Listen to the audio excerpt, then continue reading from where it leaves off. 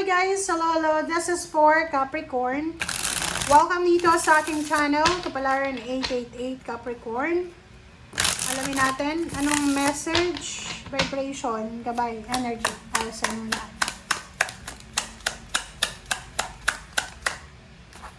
Okay. Temperance. For the second half of February, kailangan mo ng pasensya. Kailangan mo ng doble-dobleng pasensya. Ace of Swords. Bago ka gumawa ng desisyon, ano man ang balita, communication, information na maririnig mo, kailangan mong alamin ang katotohanan. Okay? Huwag kang magpadalos-dalos.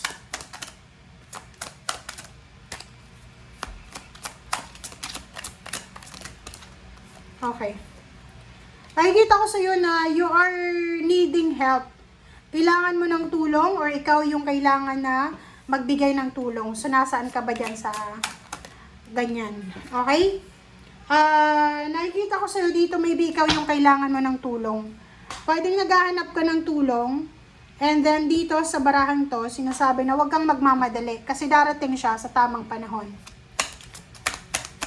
Nakikita ko sa iyo dito na if you are working, pwedeng napapagod ka or pwedeng nahihirapan ka na sa trabaho mo. So, sabi ng baraha dyan sa'yo, be strong, be courageous, ipaglaban mo kung ano yung dapat mong ipaglaban.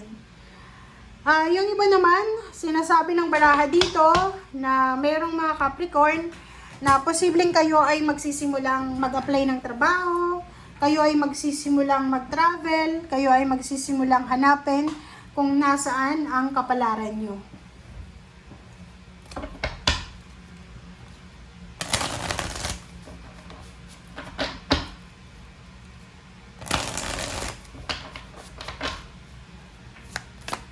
Meron din dito pregnancy. Isang unexpected na pregnancy ang posibleng mangyari. Or pwedeng meron dito news about newborn, babies, pregnancy, parang ganun. Water sign, Pisces, Scorpion, Cancer. You are waiting for news, communication, letters, chat from water sign, Pisces, Scorpion, Cancer. Pwedeng umuutang ka ng pera, humihingi ka ng tulong financial or emotional sa isang water sign, and until now, wala ka pa ring balita.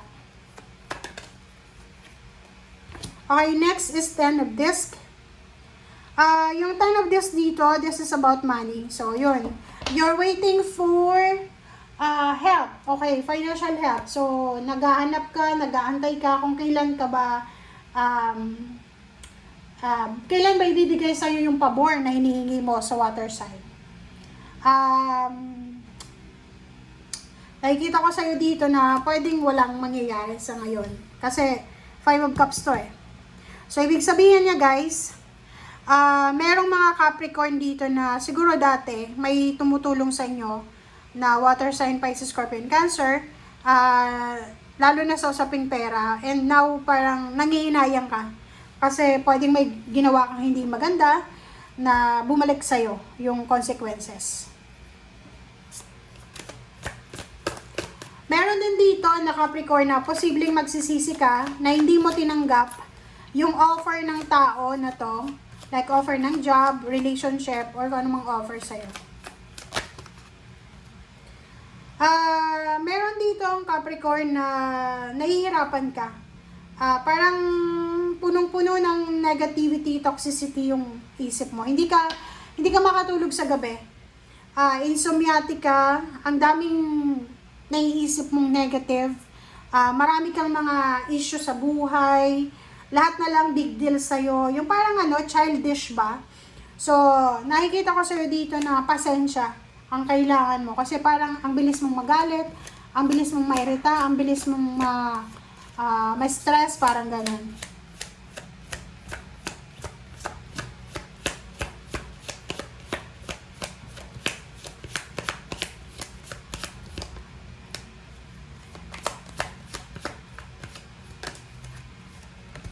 Okay, pagod ka. Meron dito Capricorn na pagod na kayo sa pag-iisip. Pagod na pagod ka sa pag-iisip ng solusyon. Pagod na pagod ka sa pagmamanage ng pera, pagod na pagod ka na sa pakikisama, sa love life, or sa pamilya, or kung sa katrabaho or in-laws. Meron kang desisyon na gustong gawin, pero hindi ka makapag-decide. Hindi mo alam kung bakit or paano.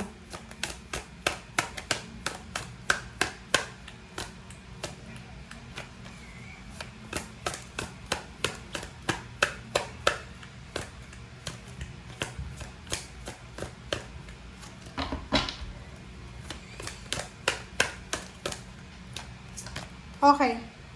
For buwan. So, nakikita ko sa'yo dito na you are parang aiming, manifesting ng happy family.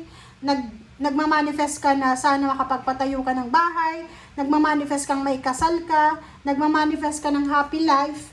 Pero parang sa ngayon, siguro hindi pa siya mangyayari. Lalo sa love life mo, medyo hindi maganda yung love life ng iba. Pero hindi natin alam yung iba. But this one, sinasabi ng baraha sa'yo na kailangan mong pag-ipunan, kailangan mong kailangan mong magtipid sa financial.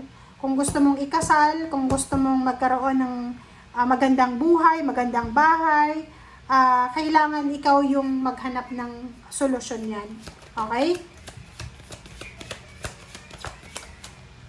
Okay. So, dito naman sa Prince of Swords, this is air signs energy. Communication, pwedeng makatanggap ka ng balita. Isang balita ang matatanggap mo na posibleng manghihinayang ka. Ang perang ito ay, like for example, you're expecting salary, nag-expect ka na sweldo, pero hindi mo pala matatanggap yung pera. Nag-expect ka na makakatanggap ka ng tulong, pero hindi pala. Parang ganon. So, medyo disappointed ka dito, madidisappoint ka. It's because matagal mo siyang hinintay pero walang nangyayari. So, manghihinayang ka. So, maybe this one is from water sign talaga. So, isang water sign, Pisces, Scorpion, Cancer, ang posibleng hinihintay mo na makakatulong sa'yo pero walang mangyayari. Walang tulong na galing sa water sign ang matatanggap mo. Okay? So, tingnan natin yung last message sa'yo ng spiritual helpers. Okay. Notice repetitious signs in your inner guidance. So, pay attention. Mag-iingat ka kasi may mga paulit-ulit na nangyayari sa buhay mo na kailangan mong bantayan. Mother healing. So, kung napapagod ka kasi meron ditong 9 of Wands, kung may parents ka pa, like especially mother, sister, pwede mo silang lapitan para makahingi ka ng guidance, ng kalinga, or ng healing.